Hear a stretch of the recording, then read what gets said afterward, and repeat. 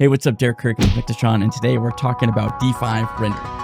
With D5 render, I can fly. 5 render, real time path tracing, goodbye, noise sampling. Finally, my tools aren't out. One thing I do want to mention is that you can go download D5 right now for free. It just has some limitations on it. You don't get access to all the pro features and stuff, but if you want to try it out yourself, please, link below, download it. D5 Render was nice enough to sponsor this video. They gave me D5 Render Pro for a month to test it out. So before we continue in this project, it was just, I've recorded this tutorial so many times because there's so much I want to talk about because it's way more than I thought. I thought it was like a Twinmotion clone kind of a thing, but it is way more than that. And yeah, the AI tools that are built into it are fantastic. The live sync that it does with C4D and Blender and all those things, also fantastic. Like somehow it's actually able to be faster than Redshift at its lowest settings, even though it's not even built into the program. It actually responds faster than Redshift does, which is amazing. And then it has just so many good tools to create these really cool things. And on top of that, if you don't know, it's in alpha testing, but it is available. It has the real-time path tracer, which just elevates everything to the next level. But I thought that was going to be the star of the show, but I think the star of the show is honestly the AI tools that are built into it, and we'll cover it. So I did all kinds of tests and things with this, and obviously D5 is, most well known for its ArcViz stuff, but they're adding a lot of new tools in here that I think bring it into the product render world. And you can bring in your own materials, your own objects, all this stuff, just like you can with any other software. And but the live scene transfer and everything is really cool. But the way that you light things in real time, like you can see how your light is affecting it while you're moving your light around, is fantastic. Basically, D5 is built on the Unreal Engine, but then it has some more things built on that. So yes, there are similarities to it and Lumen. And Twinmotion and stuff like that, but it is its own beast. I thought this was going to be a very easy cut and dry video where I say this is what it does, blah blah blah. Turns out I recorded like 4 hours of stuff because I just keep finding things I want to talk about and how to do it. So let's just real quick, let me just show you. Like, this is what I made super fast. I just brought in a mech from Kitbash, quickly scattered in some trees and clouds and things very quickly because it's incredibly easy to do. Set up my lighting and stuff, and then rendered that out. And then there's the AI enhance tool, which is this, and I will show you how to turn it into this or this or this or this, which is awesome. And then how to take it into Photoshop and add the depth of field and stuff back in as well. So yeah, inside of Photoshop, this is like our final render. And this is the thing, like I can't get this staying inside of C4D and Redshift. Like obviously the depth of field and stuff I did in Photoshop very quickly. I guess before we dive into just an overview of some of the best features of it and how easy it is to use, what I've found when using this is that I don't have to leave D5. When you're working in C4D and Redshift, like, and the best part is like, because of the live sync and because of the D5 conversion tool, you can just work in the programs you like to work in when you're creating and modeling. And then when you're ready to get to that, I'm ready to light and render and stuff workflow, you swap over to D5 like that. Like it is very fast. It works perfectly. And some of the Redshift materials have some issues coming in. The complex ones, they're aware of it. They are fixing it. It's like ones that are like a lot of procedural layers layered together. But anything that's like PBR based or whatever is going to work fine. Substance materials are not supported yet, which is a bummer. But there are a lot of like 14,000 plus models, assets, and things in here. Also, D5 can make materials from an image just with the AI tool built into it. Also, it can take things that aren't seamless and make them seamless textures, which is awesome, all within the program itself. And then on top of that, we can do all these cool AI style transfers and things. And I'll show you my tip on how to keep your scene almost identical, but just elevate it with this nice, it's just nice. I like that. Cool. But yeah, so we'll cover a lot of that, but really I wanted to just kind of like, if you look through their website, you'll see that it's full of ArcViz and stuff, and that's very obvious, like the power of that and the power of the path tracing, the light bounces and stuff, and being able to work with your lighting in real time is fantastic. Because like in Redshift, you bring in a light, it goes boop, and then you move it around, and then you kind of wait to see how it's reacting. And this, before you even place your light, you see where it's working. So it's like turning on a flashlight, like turning on a light in the studio, and like, okay, where do I want this to be? And you see it in real time. Like, it's crazy how fast it is. So I think this software has the potential to really have a good place in your workflow, whether it's motion graphics and stuff or whatever. And the main thing like is like a nice showcase. If you're doing something inside of C4D and you want to be able to use all C4D's like modeling tools like the deformer, the bin tool, all that stuff, you still can work with all of that. And then you just need to kind of bake it down to a final object, like just connect, right click, connect object and delete. And then it'll just transfer over and you'll keep all that. So you can stay in your familiar without having to restart learning a new program and like, how do I model that instead of here? How do I do this instead of that? You don't have to. You can stay in your comfort zone and then switch over just to do the lighting and stuff and adding like the environment or the sky or whatever you want to do, and use the benefits of the path tracer with literally the easiest render settings possible. It's 3 things, and you just max them out is all you do. And it's super easy to use. And so I had fun making a couple different renders and things. Like normally, I think a lot of people do ArcViz stuff, but obviously I don't do that because I used to have to do that for my job back when I first learned 3D, and it was never something I wanted to do. I don't enjoy ArcViz. So obviously I do enjoy sci-fi and stuff like that. So yeah, and so you can bring in things from Blender, C4D, just FBXs, whatever. Inside here, you can use the asset browser, which is full of stuff. It's super easy to scatter things across materials and or your feel. Like that was one click to add this entire forest into my mountain. It's a PCG forest setup built in. It just has all of these streamlined tools that I didn't think it had. I thought it was going to be mainly just about just the path tracing and like, oh, the light bounces around nicely, which it does. But beyond that, it has a lot of really cool features, tools, animations, camera moves, the ability to animate, keyframe, do video edits, and everything inside of here, just like you would expect from any other software or render engine. The cool thing is it's more than a render engine. It's like slightly priced more than a render engine, Redshift or Octane on its own, but that's because you can use it on its own. You don't even have to use anything else if you don't want to. And you can just download models and bring them in and make cool stuff. And obviously, if there's something like from Kitbash or whatever, it's not going to be a direct import into this, but you could use Blender for free and export it out of that with the live link, easy peasy. But yeah, so you can work with what you're familiar with and stay in here. One thing I do want to mention is that you can go download D5 right now for free. It just has some limitations on it. You don't get access to all the pro features and stuff, but if you want to try it out yourself, please, link below, download it. And try it for yourself because it's kind of awesome. You can see how responsive the live link is, all this stuff, see how it fits into your workflow before buying it, which like it's a testament to how well it works, that it's like, here, yeah, go ahead, try it because we know you'll like it. Yeah, so it's pretty amazing how well it works and stuff. And I'm pretty excited to have gotten, again, thank you to D5 Render for sponsoring this video, but let me know in the comments below what you want to see from D5 because it's a lot and it's kind of awesome. But yeah, let me know, like, okay, let me see, like, do you want to know like product shots, whatever, like if you bring them in, do whatever, like how well does that enhance or how well does it handle glass? Because yes, it has caustics built in as well. Yeah, real-time caustics, which of course are kind of sparkly or whatever, but when you render out the final image, they do look good. And then stuff like that. It has all kinds of materials and things you can add in, drop in, whatever, replace. It's kind of amazing. Pretty much anything that I've wanted it to have, it has, which has been kind of surprising.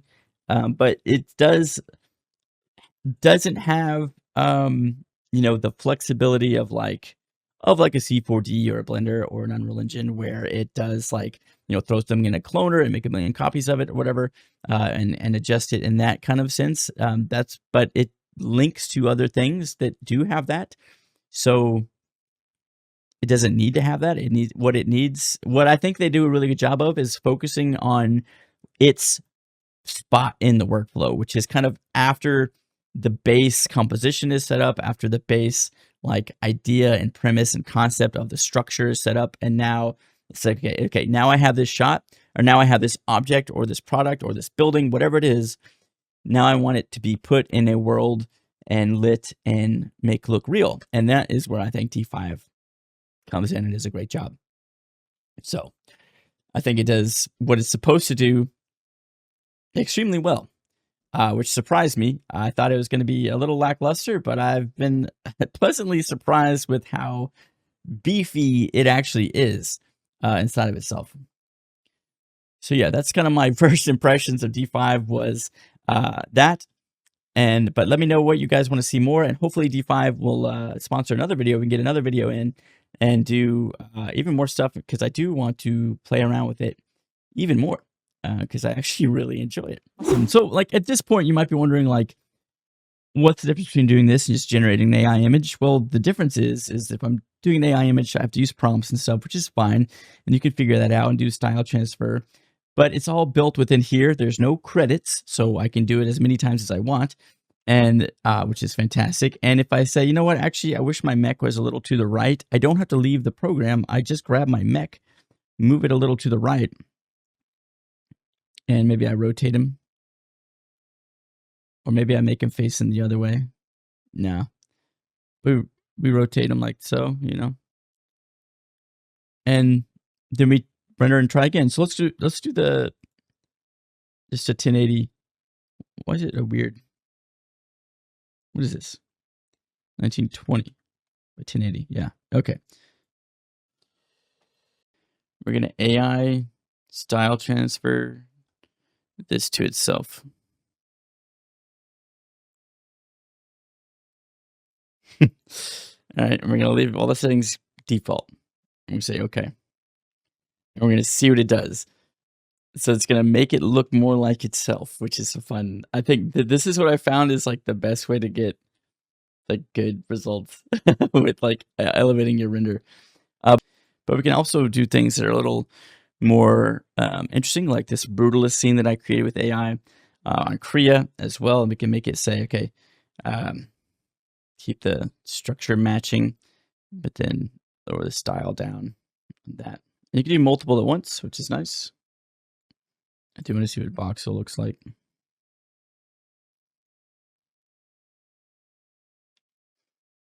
All right, let's turn this into Minecraft. That's actually amazing.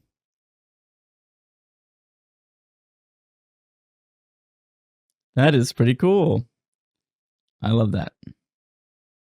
I like that a lot more than I thought I was going to.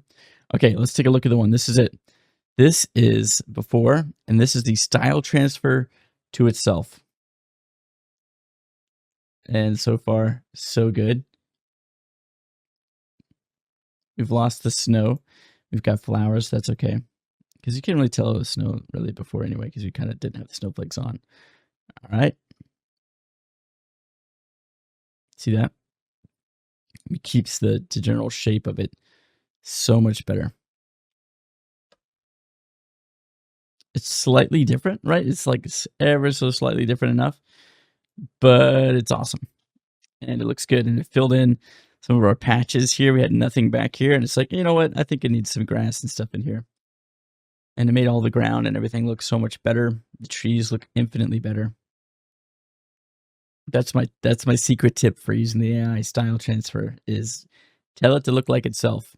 And you can do it again and again and again. You can take this one and tell it to look more like itself and like keep going. It just like keeps doing it. It's interesting what you get.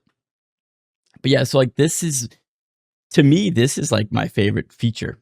Oh, okay, here we go. So this is the brutalist one. We added the foggy brutalist scene. Yeah. You kind of put some buildings back here.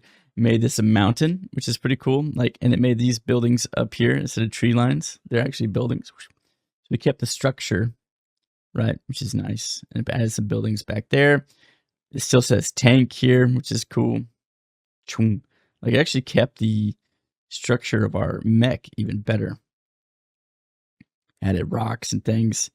And this, again, is like we built this. We laid this out. Like, yeah, it's AI enhanced, but we can still come in here and tweak the camera angle and do all that stuff and do it again.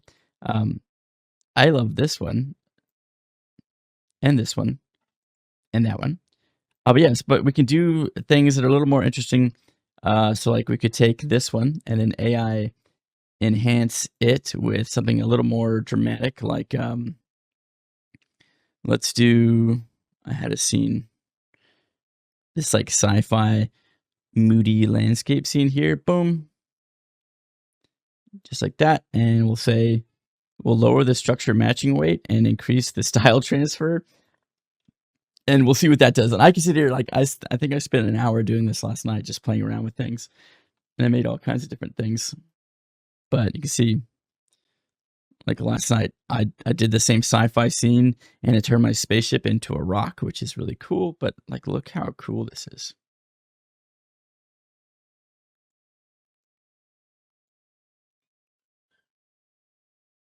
Going from this to this. Like, it's like art directing without having to learn prompts and crap, which just makes sense. It's like working in a familiar tool. That's what I like about it. Like, this doesn't feel like an AI generated image. This one maybe a little more than the other one. Like, this one doesn't feel like an AI generated image because I told those trees to be there. I told that to be there. I told this mech to be here. I told my light to come down from this way. I told the cloud, the sky to be kind of like that. I told it to be foggy. So it's like, yeah, it's AI enhanced, but I built it quickly. And then I know that it could be enhanced. So, all right, so here's mech AI in Photoshop. And all we're going to do is go to filters. We go to neural filters and we scroll down and we turn on the blur feature, depth blur, boop, and we click our mech right here, and we're going to instantly, it's going to process that, and now we have depth of field. Now that's too much. We don't want it to be like a macro shot, so you can just do it like that. Holy cow, right? And then we can add haze if we want to add more haze in here. I'm just going to haze that out even more, but we don't really want that too much. Something like that. We say okay.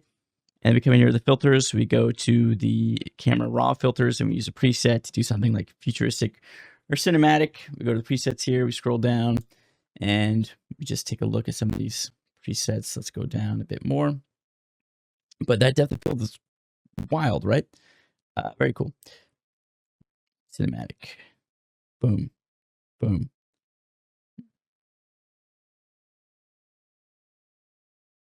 Let's do like this one, but then lower the strength of it down like that. And we can come in here, and I always like to add a little grain.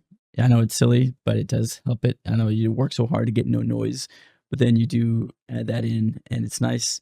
And then the exposure, we can adjust a little bit more if you want.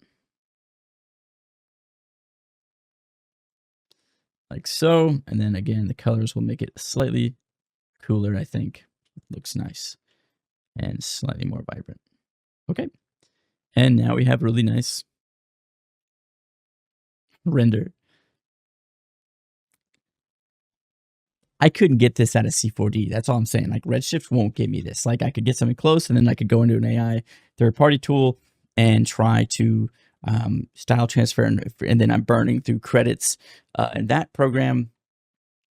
But like, this is like, and then if I want to change it, I got to go back into C4D, re-render it out, do whatever. But in D5, I can just stay in D5 and do it all, which I think is fantastic. And you can do like a sky replace tool. You can like say, oh, fill in grass here, do this there with just like a pin. It's basically like generative fill. So it's like a wombo combo of all these tools collaborated together. So I love that.